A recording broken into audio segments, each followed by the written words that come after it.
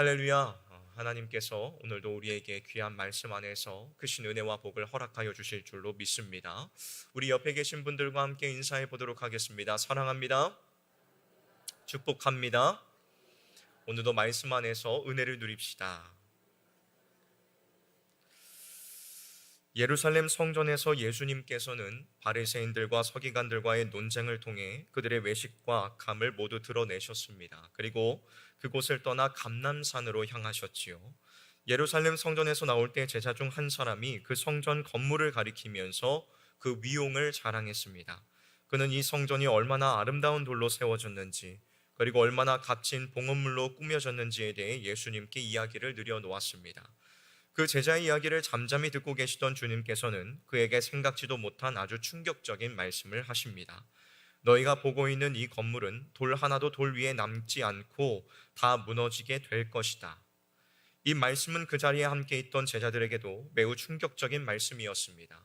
왜냐하면 그토록 웅장하고 화려하게 지어진 성전이 무너진다는 것은 그들에게 있어서 감히 상상할 수조차 없는 일이었기 때문이었습니다. 이후 감난산 위에서 성전을 마주대하여 앉으셨을 때 제자들은 주님께 조용히 나와 과연 이러한 일들이 언제 일어나게 될 것인지를 묻습니다. 이에 예수님께서는 성전이 파괴되는 일이 세상의 끝이 아니며 인자가 다시 오는 그날, 곧 재림의 때가 세상의 마지막임을 말씀해 주고 계십니다. 그리고 더 나아가 하나님의 백성인 성도들이 이 마지막 종말의 시대를 어떻게 살아내야 할 것인지에 대하여 여러 가지 비유를 통해 가르쳐 주고 계시지요.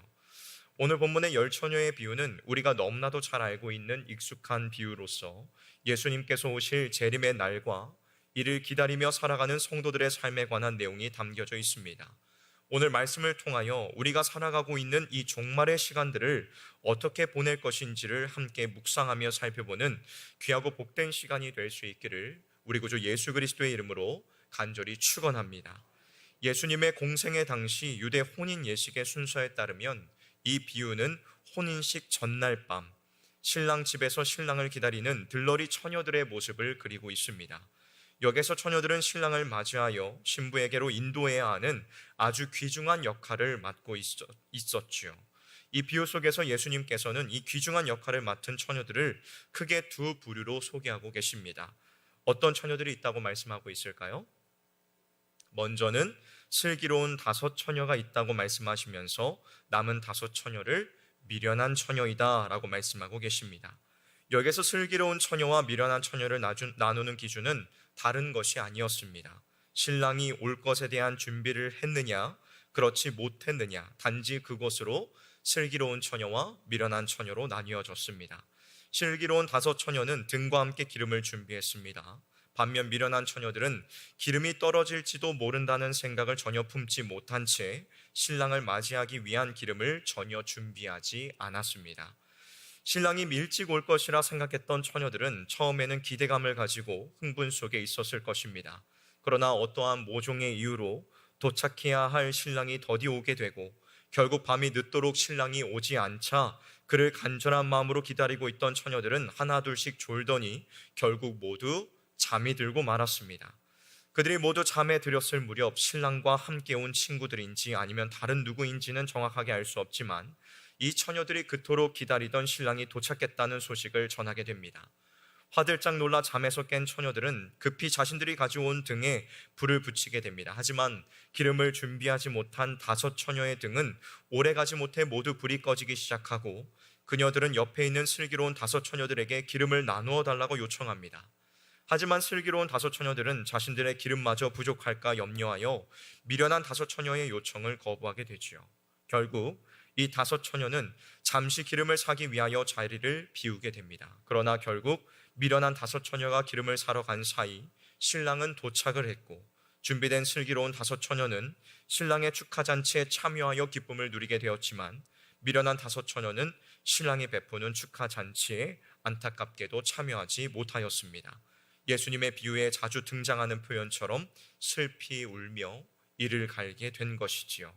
사랑하는 성도 여러분, 오늘 예수님께서 하신 이 비유는 종말의 때를 살아가고 있는 우리들에게 어떠한 삶을 살아가야 하는지에 대한 지혜를 주고 있습니다. 오늘 우리가 이 두 가지를 살펴보기를 원하는데, 먼저 첫 번째는 깨어서 준비하는 삶을 살라는 것입니다. 우리가 종말의 때에 어떠한 삶을 살아야 한다고요? 네, 그렇습니다. 깨어서 준비하는 삶을 우리는 살아야 합니다. 마태복음 24장과 25장에는 예수님의 여러 교훈과 비유가 등장합니다.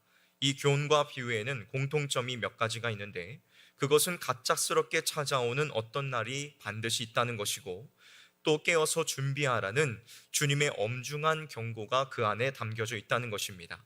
마태복음 24장 44절입니다. 이러므로 너희도 준비하고 있으라. 생각하지 않은 때에 인자가 오리라. 그리고 오늘 말씀 25장 13절입니다. 그런즉 깨어 있으라. 너희는 그날과 그때를 알지 못하느니라. 그렇다면 여기서 말씀하고 있는 이 깨어서 준비하는 것이란 무엇을 말하는 것일까요? 주께서 언제 오실지 알 수 없으니 모두 잠을 자지 않고 버티면서 깨어서 그날을 기다리라는 말씀일까요? 아니요, 그렇지 않습니다. 깨어서 준비하라는 것은 말씀과 기도 속에서 주께서 다시 오실 날을 기다리라라는 것을 의미하는 것입니다. 여러분, 우리는 모든 일상 속에서 하나님의 말씀을 따라 살아가야 합니다.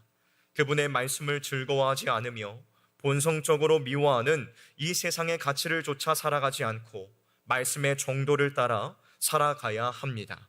오늘 본문의 비유 속에서 모든 처녀들은 밤이 깊어지고 신랑이 오지 않자 잠이 들고 말았습니다. 종교개혁자 칼빈은 이 말씀을 주석하면서 모든 처녀들이 잠이 든 것을 성도들이 육신을 입고 있는 동안 매어 있을 수밖에 없는 지상적인 것에 집착이라고 하였습니다.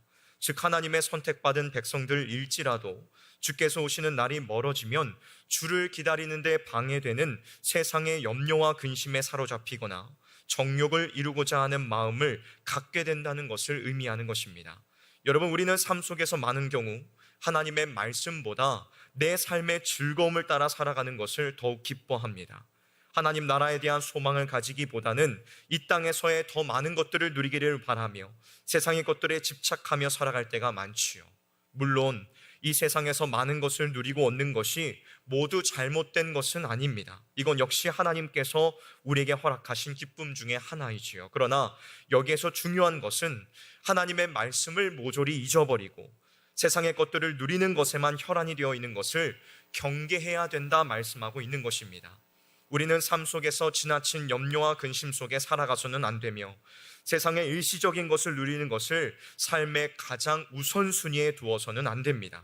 우리는 반드시 먼저 하나님의 말씀을 따라 살아가야 하고 그리스도의 성품을 담기 위하여 날마다 애써야 합니다. 마태복음 25장 31절부터 46절의 말씀을 보면 임금과 함께 오른편에 있는 자들과 왼편에 있는 자들이 등장합니다.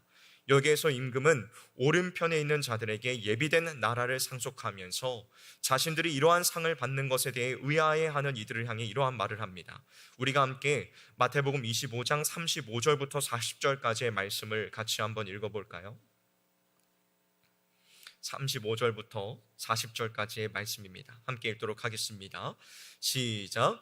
내가 줄일 때 너희가 먹을 것을 주었고 목마를 때 마시게 하였고 나그네 되었을 때 영접하였고 헐벗었을 때 옷을 입혔고 병들었을 때 돌보았고 옥에 갇혔을 때 와서 보았느니라.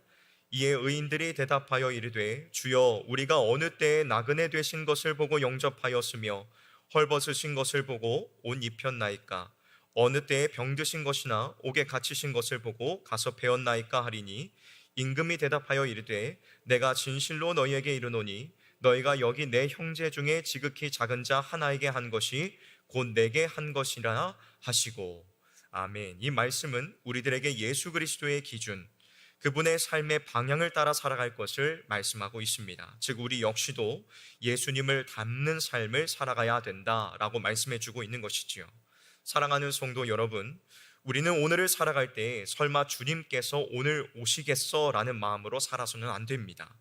우리는 삶의 모든 순간 속에서 주께서 다시 오신다는 것을 염두에 두고 말씀을 따라 살아가야 합니다. 그리스도를 닮아가는 삶을 살아가기에 힘쓰는 우리 모두가 되기를 주님의 이름으로 축원합니다. 하나님의 말씀을 따라 순종하며 살아가는 데에 인생을 거는 저와 여러분 우리 모두가 되기를 원합니다. 그리스도를 닮아가는 삶이란, 하나님의 말씀을 따라 살아가는 삶이란 많은 고통과 손해를 주는 삶일 수도 있습니다. 많은 사람들의 손가락질과 조롱을 받으며 살아가는 삶일 수도 있습니다. 고통과 손해를 감내하고 사는 삶, 많은 사람들의 손가락질과 조롱을 기꺼이 인내하며 나아가는 삶, 이것이 진정 예수 그리스도의 십자가를 지고 자기를 부인하는 삶이 아니겠습니까? 우리 모두가 이러한 삶을 살아갈 수 있기를 우리 주 예수 그리스도의 이름으로 간절히 축복합니다. 다음으로 우리는 기도하는 삶을 살아가야 합니다. 기도의 중요성에 대해서는 굳이 강조하지 않아도 이미 잘 아실 것입니다. 정한 박윤선 목사님께서는 오늘 본문을 주석하시면서 다섯 처녀가 준비했던 기름을 성령이라 해석하였습니다. 마지막 시대를 살아가는 우리들에게 있어서 반드시 준비되어야 할 것은 성령 충만으로, 이것은 기도를 통해서만 주어집니다. 사랑하는 성도 여러분, 우리는 기도해야 합니다. 사도 베드로의 말씀과 같이 마지막 때가 이미 이르렀으니 깨어서 근신하여 기도해야 합니다. 앞서 말씀을 드린 하나님의 말씀을 따라 사는 삶도 결코 우리의 힘과 능력으로는 이룰 수 없습니다. 반드시 성령 충만해야 할 수 있는 일입니다. 사랑하는 성도 여러분, 오늘 이 기도의 시간을 통하여 성령 충만을 경험하며 우리에게 주어진 이 하루를 말씀대로 순종하며 살아갈 힘과 담력을 얻는 저와 여러분들이 되시기를 주님의 이름으로 축원합니다. 기도를 통해 성령 하나님의 도우심을 얻기를 원합니다. 말씀에 순종하며 살아가는 저와 여러분이 되기를 원합니다. 슬기로운 다섯 처녀와 같이 준비하는 삶을 살아가는 저와 여러분 우리 모두가 되기를 주님의 이름으로 축원합니다. 다음 두 번째는 끝에서 시작하는 삶을 살아가야 합니다. 우리는 어떠한 삶을 살아가야 된다고요? 끝에서 시작하는 삶을 살아가야 합니다. 여러분, 우리는 오늘을 살아갈 때에 당장 현재만 보는 것이 아니라 미래의 일들을 보며 오늘을 살아가야 합니다. 즉 우리는 마지막 날이 있다는 확신 속에 삶을 살아가야 하고 또 그 확신 안에서 오늘을 선택해야 합니다. 예수님께서는 처음부터 끝까지 생각하고 시작하셨습니다. 주님께서는 오직 구원이라는 놀라운 목적을 미리 내다보시고 한 걸음 한 걸음을 걸어가셨습니다. 여러분, 지혜로운 사람이 누구입니까? 상한 곡선을 그리는 주식을 미리 내다보고 투자하는 사람이 지혜로운 사람입니까? 요즘 핫하죠. 삼전 하이닉스. 이것에 투자하는 사람, 이것이 잘 될 것을 보면서 미리 투자한 사람이 지혜로운 사람입니까? 아닙니다. 아니면 앞으로 권력을 가진 사람을 미리 내다보고 연줄을 대는 것이 지혜로운 사람입니까? 그것도 아닙니다. 성경에서 말하는 진정 지혜로운 사람은 끝을 내다보고 오늘 바른 선택을 하는 사람이 진정 지혜로운 사람입니다. 마태복음 7장 24절에서 27절에 예수님께서는 반석 위에 집을 지은 사람과 모래 위에 집을 지은 사람, 두 사람에 대한 비유를 하십니다. 여기서 반석 위에 집을 지은 사람은 앞으로 비가 내리고 큰 바람이 불 것을 미리 내다보고 집을 아무 곳에나 짓지 않고 반석 위에 지었습니다. 반면에 모래 위에 집을 지은 사람은 끝을 내다보지 않았습니다.